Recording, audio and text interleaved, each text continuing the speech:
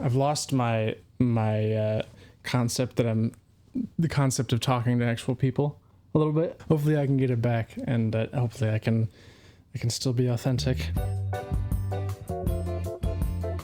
Hello, dear audience. My name is Riplick, and it was also Elder Ripplinger for a long time, for 2 years of my life recently. But that has come to an end, and so I'm making this video to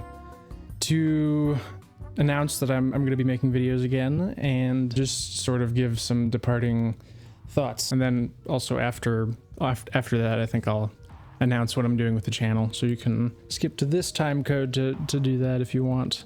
Also, hello to everybody who's left wonderful comments and all that. Okay, so I recently gave a departing talk, a returning talk, and that went pretty well. I had like sort of an improvised outline. I just thought I'd basically do that again, but a bit shorter.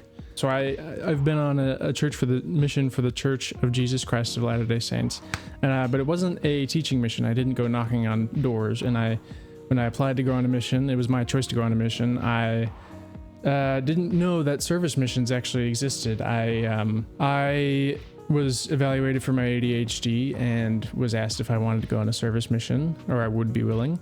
And I just decided that I wanted to go. I wanted to do what God wanted me to do. And after I did that, I felt just an overwhelming sense of peace and love, and it was just a wonderful feeling. It was sort of an out-of-body experience almost. But yeah, I just was reassured that this is the next step in life.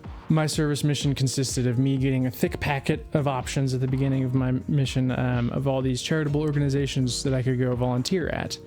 I get to stay at home and live with my family, and make YouTube videos, of course, as a lot of you know. A lot of you have heard some of this already, but so I chose the Blind Center, the Family Search Library, the temple, a couple of food banks, and to teach English for a year and a half. And at the beginning of my mission, before I started my service mission, in my departing talk, I said that I was not the type of person that could just talk to a live audience. But the English class in particular has helped me to be comfortable in talking to large crowds, and I just felt inspired to do that at the start of my mission. So yeah, at the beginning of my service mission, the goal, and well, I guess I might as well read you our service missionary purpose. We would recite this purpose during every Zoom meeting every Monday, which were sometimes in person, and we said at other times as well. Our purpose is to help others come unto Christ by serving them as the Savior would. We serve voluntarily in charitable organizations, church functions, and within the community. We will minister in His name to the one just as He did, expressing His loving kindness. So one of the biggest developments I had during my service mission, I've grown a lot during this. I've become much more mature. My friends seem to think so. One of the biggest developments that I've had on my mission is to talk to people as Christ would, to act like I have something to learn from them, and to actually think like, what could I learn from them that I would find useful. I would just talk to young men my age and ask them what college they're going to, or like what they're gonna study and what field they're going into, and I would learn whatever I thought was useful from them. I put myself in the position. I decided early on that I would sit next to people who were sitting by themselves, that continued to change me for the better. Like, we're all going to change no matter what, unfortunately. I know, like, it just reminds me, people watching like Jacksepticeye are get upset if he changes or something. But if you put yourself in the position of serving other people consistently, I mean, for 2 years especially, you will definitely change for the better, as long as you put in the effort. I mean, you'll get out of it what you put into it. I've seen a couple missionaries just struggle with motivation. Service missionaries, we're not held accountable necessarily by our mission leaders all the time.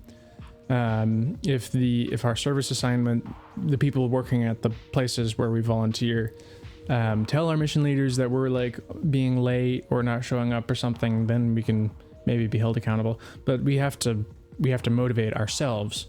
And recently, in the last Zoom meeting that I ever had on my service mission, my grandparents are actually the new mission leaders, and I was the zone leader. My grandma mentioned that there's a motivation that comes from emulating Christ. Christ is motivated to love people, and when you work to become more like him, you help people heal, and help people to enjoy life more, and that brings great feelings. You just feel great doing that type of stuff, and you're not always motivated to do it, but the more you do it, the more it feeds the good side of you, and the good side of you becomes stronger. And in our church we call that the spiritual side, I guess. I don't know, I guess nothing really comes to mind as to what we call that, but we definitely call the bad side the carnal nature. I changed the camera angle a little bit. So I largely actually want to encourage you all in this video to do more good things, even small things. Like some of the most fulfilling things I've done on my mission is just talking to people. If I miss anything about my mission, I miss the people. Just listen to people whenever you feel like it, whenever you feel inspired to. And sometimes you won't feel inspired to. Sometimes you'll feel like you want to make someone feel bad or something. And don't indulge that. Don't feed that part of yourself. Just feed the good instincts. Embrace any instincts, even like if it seems silly to encourage somebody to smile at some point. Just letting someone know that you care is really important. I recently gave a talk with my grandparents. Like my grandma and my grandpa both gave their own talk. In my grandpa's talk, he told a story about this young lady, and so her and her classmates would go to a seminary class in the morning, which is, it's like, for those of you who don't know, it's a religious class before you go to high school. It's usually nearby the high school. Her classmates were assigned to either like talk to her, just walk her. So like one classmate, one girl was assigned to walk with her across the street, and she didn't have to involve her in her friend group or anything like that. That was it. She just had to walk her across the street and talk to her. And then another boy was assigned to just occasionally smile at her and greet her. Just say hi, just like sort of a small talkie, like, hey, how you doing, as he was passing by. And this girl started to change. She started to brush her hair. She wasn't a very well kept person, but she started to brush her hair. She started to change her look. She started to be more engaged in conversations. And I just testify that the small things matter. The small things count way more than we think. So yeah, I just want to share those sentiments. Maybe there's more, actually. Interestingly, one of the main things that I've learned on my service mission is humility. I've learned that humility is not about putting yourself down. It is about raising other people up. It is about treating other people like you have something to learn from them.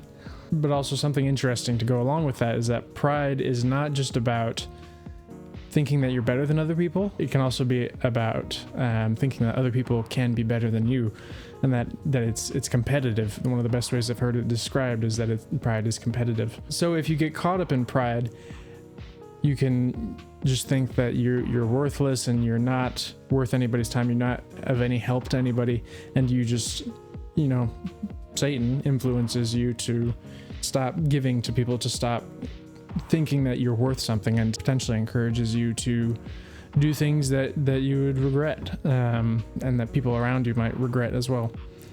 And yeah, I hope to help with that on this channel. I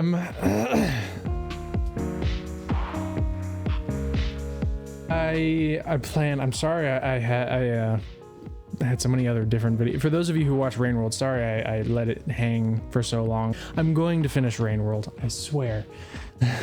I'm thinking I'll plan it out to where I have a Rain World video, then a different video, then a Rain World video until I finish Rain World.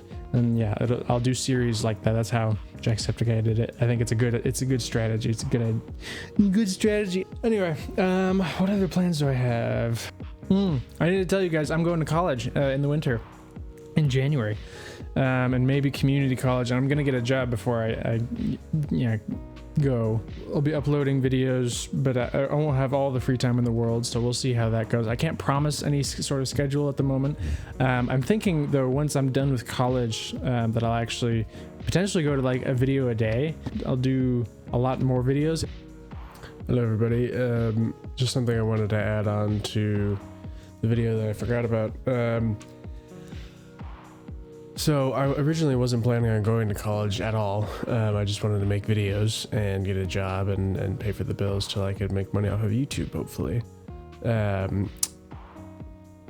But on my mission, there were all these things that kept popping up that made me think maybe I should go to college and get a difficult education while I am the age that I am. You know, if I'm going to go to college, now's the time to do it.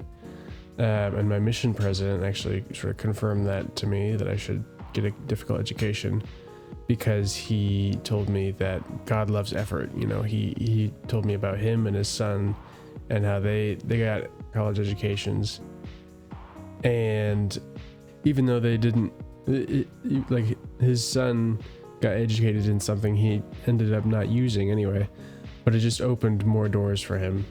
And yeah, it got me thinking all the YouTubers I aspire to got college educations as well.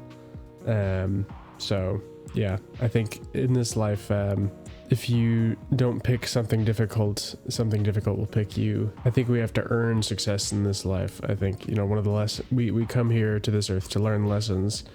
And I think one of the lessons we learn is that we have to put in hard work in order to get success. So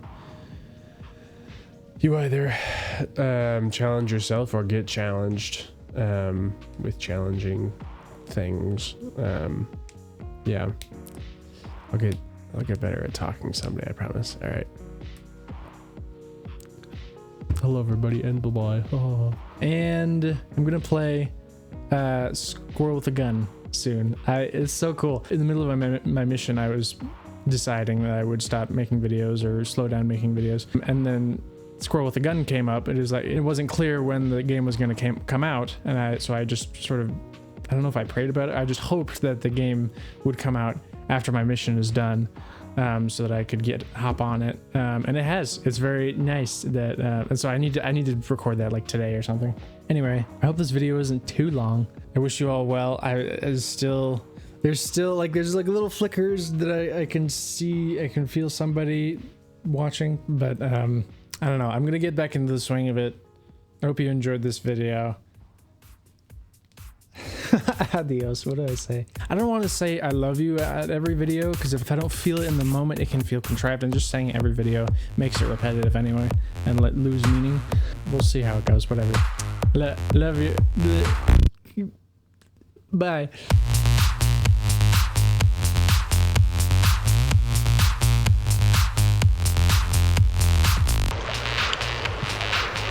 Can you hold me?